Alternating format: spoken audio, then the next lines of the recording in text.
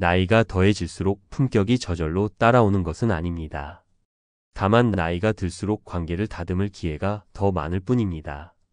신사임당의 그림을 떠올려 보세요. 화폭 한가운데 풀잎, 벌, 나비 같은 작은 생명들이 조용히 놓여 있습니다. 그 섬세한 선을 묵묵히 따라가는 시선, 그것이야말로 나이가 들수록 필요한 관계의 태도입니다. 큰 목소리로 옳고 그름을 재단하기 전에 작은 것을 볼 줄 알고 말은 조금 늦추고 열린 마음으로 듣는 태도 말입니다. 오늘은 자녀와 사위며느리, 배우자와 친구를 포함한 모든 관계 안에서 우리가 나도 모르게 품격을 잃고 남에게 상처를 주는 행동을 돌아보고 신사임당의 삶과 작품에서 교훈을 얻은 지혜로운 해결 방식을 차분히 풀어보려 합니다. 먼저 나이를 근거로 남을 낮추는 태도를 가장 경계해야 합니다. 우리 땐 원래 그랬어. 애는 이렇게 키워야지. 같은 말은 한순간에 상대의 숨을 막아버립니다. 이런 순간에 필요한 것은 가르침이 아니라 관찰입니다. 내가 방금 이렇게 들었는데 맞게 이해했을까? 지금 가장 필요한 게 무엇일까? 이 주제의 이야기를 언제 나눌지 정해보자. 질문은 상대를 분류의 대상에서 대화의 주인공으로 옮깁니다. 그렇게 한 걸음 물러서서 관찰하고 한 박자 늦춰 묻는 태도만으로도 관계는 놀랄 만큼 부드럽게 풀립니다. 둘째, 선과 경계를 모른 친절은 쉽게 간섭으로 바뀝니다. 우리는 각자 다른 산을 넘으며 살아왔습니다. 사위 며느리가 가진 생활의 산, 자녀가 겪는 사회의 산, 배우자가 홀로 짊어진 마음의 산이 있습니다.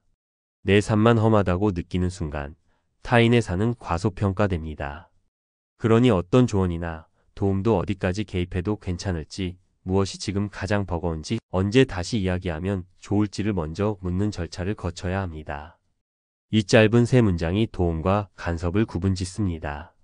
산과 산을 넘는 방식이 사람마다 다르다는 사실을 인정하는 것, 그 인정에서 품격이 시작됩니다. 셋째, 비교 섞인 자랑과 허풍을 조심해야 합니다. 문제는 내용이 아니라 방식입니다.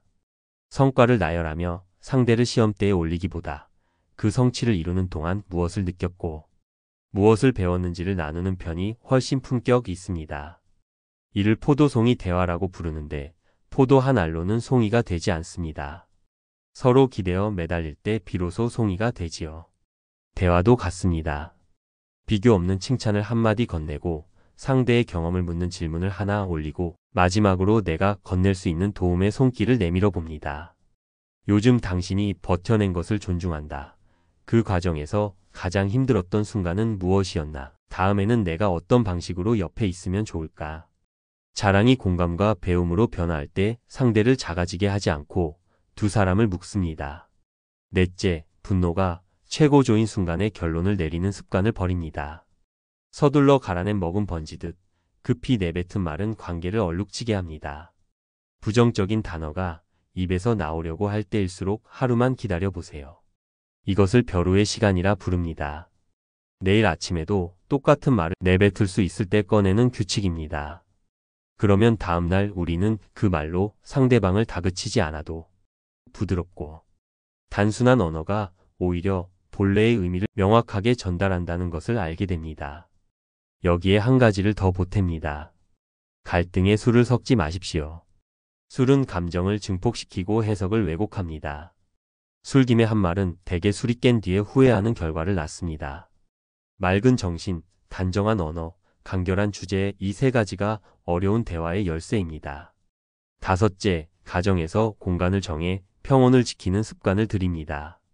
예를 들어 식탁에서는 비교와 평가를 하지 않고 누구에게도 강요하지 않으며 휴대폰을 잠시 내려놓는 규칙을 세웁니다. 모두가 돌아가며 지난 일주일을 복귀하고 마지막에 각자 고마웠던 순간 한 가지만 말해줍니다. 이 작은 규칙이 반복되면 집은 강의실이 아니라 천국이 됩니다. 무언가를 바꾸고 싶다면 말의 방식보다 먼저 공간의 의미를 바꾸는 편이 빠를 때가 많습니다. 여기까지가 5가지 큰 원칙입니다.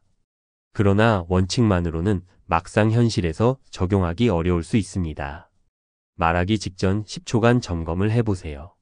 첫째, 지금 하려는 말은 사실인지 추측인지 확인합니다.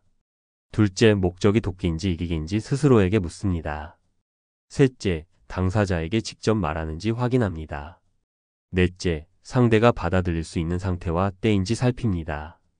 다섯째, 혹시 상처가 생기면 어떻게 복구할지 계획을 세웁니다. 이 5질문 중 하나라도 아니라면 오늘의 품격은 침묵에서 시작해도 늦지 않습니다. 침묵은 회피가 아니라 준비일 때가 많습니다. 이제 구체적인 말의 습관으로 내려와 봅니다. 자녀에게 내가 너 그 나이 땐으로 시작하는 말은 듣는 이의 상황을 과거 기준으로 가지고 옵니다. 대신 지금 너에게 가장 중요한 가치는 무엇이니? 이번 주에 스스로 칭찬해 주고 싶은 일 하나만 말해줄래? 처럼 현재의 기준과 자기 인식으로 대화를 전환합니다. 며느리와 사위에게 우리 집은 원래라는 표현을 내세우면 도움은 단숨에 부담이 됩니다. 우리 규칙을 같이 정해볼까? 의논이 필요할 때면 내가 참여할게라고 말하면 같은 뜻도 상대의 선택권을 존중한 채 전달됩니다. 배우자에게 넌 맨날, 항상, 절대 같은 말은 대화의 출구를 없애는 단어입니다. 오늘 이 일의 한순간이 나는 이렇게 서운했다처럼 시간과 사건을 좁혀 말하기만 해도 해결 가능성은 크게 높아집니다. 어떤 분들은 이렇게 말할지도 모릅니다. 나는 이미 한번 크게 다쳐서 먼저 배려했다가 도리어 무시당했다. 그 상처를 가볍게 여기지 않습니다.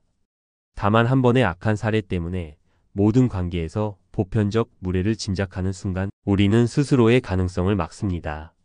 무례에는 경계로 대응하지만 대부분의 보통 사람들에게는 기본적으로 예의를 갖춘다. 이 두 규칙이 상처와 품격 사이에서 우리가 들고 갈 현실적 균형입니다. 소수의 무례함이 당신을 다치게 했지만 규칙은 당신을 보호해 줄 수 있습니다. 또 어떤 분들은 스스로를 심하게 탓하는 습관을 가지고 있습니다. 자녀의 문제도 관계의 균열도 심지어 타인의 불행까지도 자기 책임처럼 끌어안습니다. 그러나 자책은 문제 해결의 방법이 아닙니다. 부정적인 상황을 부정적으로 인식하는 것은 오히려 건강한 시작입니다. 왜 지금 이것이 부정적인가?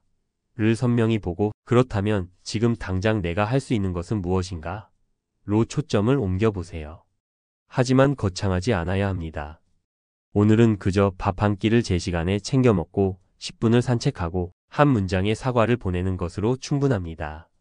우리는 완벽해서 품격 있는 사람이 되는 것이 아니라 불완전한 채로도 당장 가능한 것을 실행하는 용기로 품격에 가까워집니다. 마지막으로 공개적인 자리에서 사람을 꾸짖는 문화는 반드시 멈춰야 합니다. 공개 꾸중은 존중의 붕괴를 가져옵니다.